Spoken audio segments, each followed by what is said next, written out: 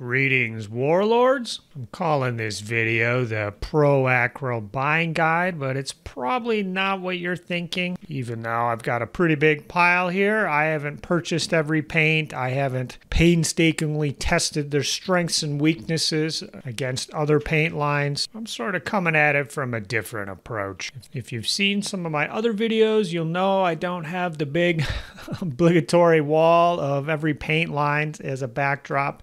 I've actually just got this storage cube. This drawer's mainly Pro Acryl. Got it broken down by blues, greens, browns and oranges. Pinks are flesh colors and yellows, purples and reds, and finally grays. And part of the inspiration for this video was you can see the grays have started to break out of their section. They're invading the scale color, flesh, and yellow area, and we got to put a stop to that.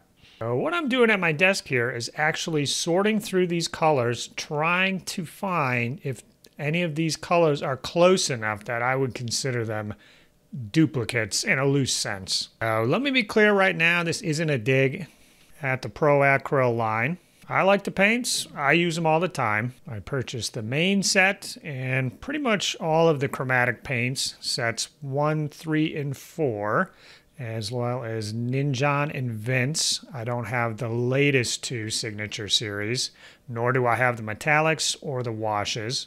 So I've just kind of gone the standard path here, and what I've noticed are some of these colors are pretty darn close.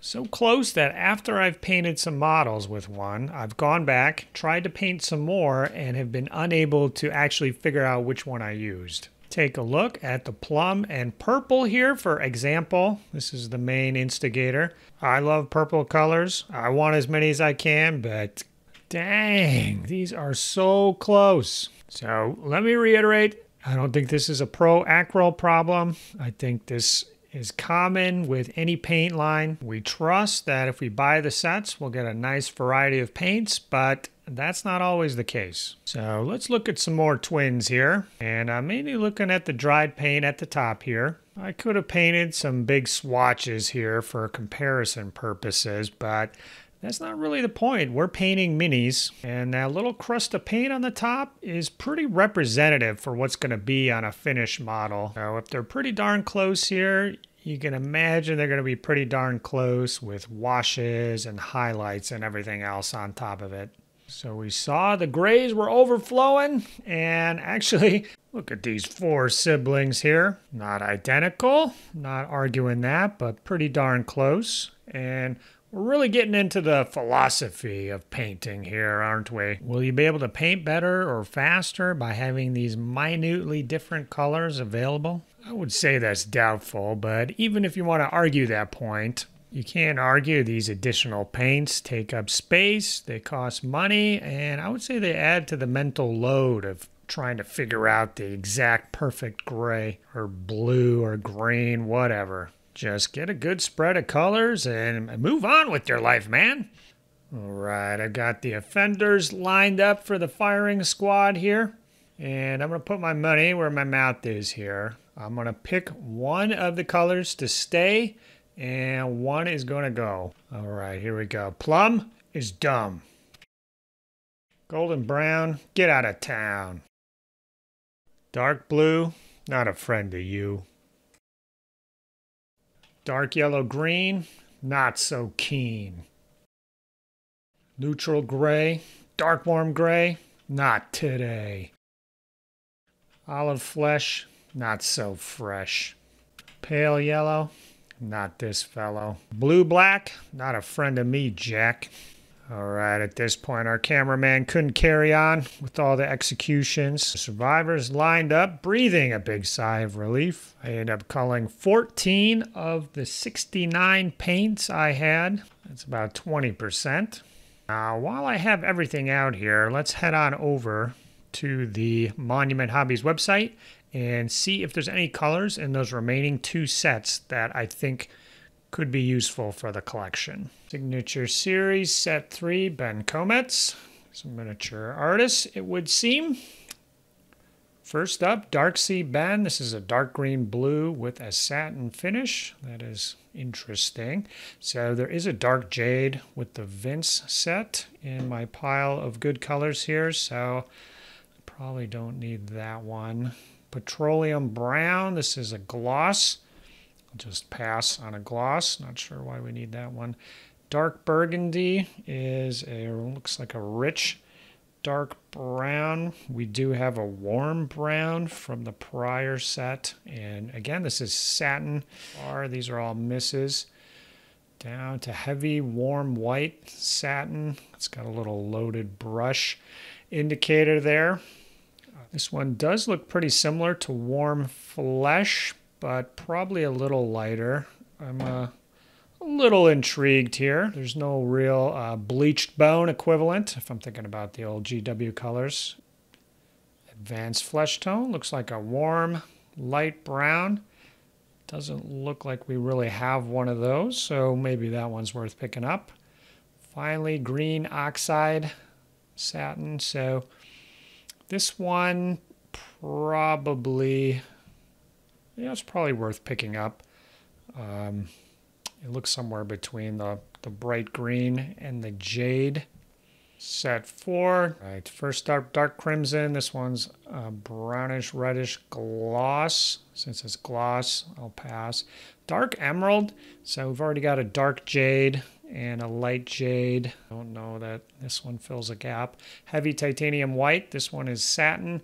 Loaded brush. I'm not sure what heavy means versus bold titanium white, loaded brush. I'm not familiar with that technique, so maybe if I knew what that was, that could be valuable. But yeah, the white we already have is pretty good.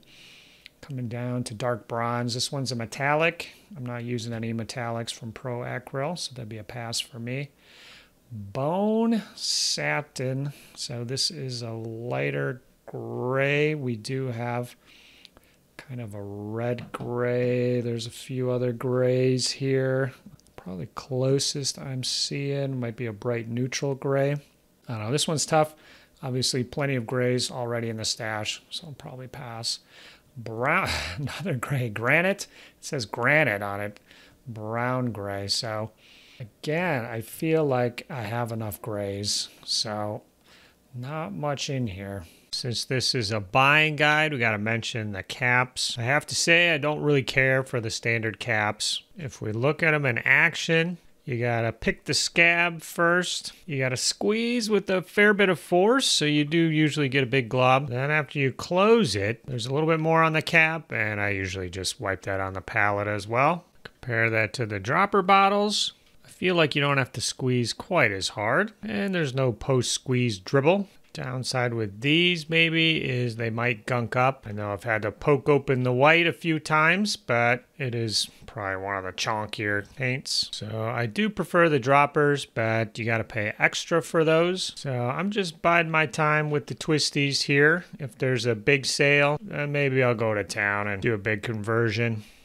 All right, so what have we learned today? First, I've learned that putting your paints in a big pile and sorting them is pretty darn fun. I recommend giving that a try. We've learned I don't know anything about the transparents or metallics or the washes, which I guess looking at their website now, I see are distinct from the transparents. Going through the sorting process, I can see the overall range is great in terms of blues, greens, browns, darker reds, but with too many grays, a few too many darker versions of colors. Just wish there was a few more distinct and brighter versions of orange, red, and purple. Can't get enough purple. So in the video description, I've posted my official recommendations as far as the paints to purchase if you wanted to start from scratch and cover as many bases as possible with this paint line without ending up with too many duds.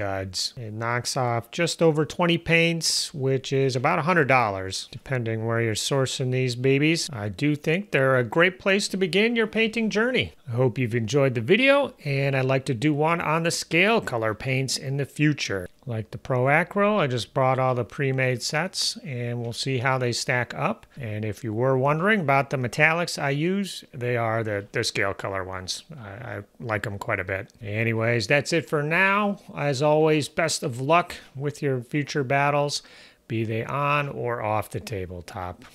See you later, guys. Saga! If you'd like to see more Saga content, consider joining the Heathen Army over on Patreon or popping on down to the Saga Thursday Discord server. Links below. Thanks, guys.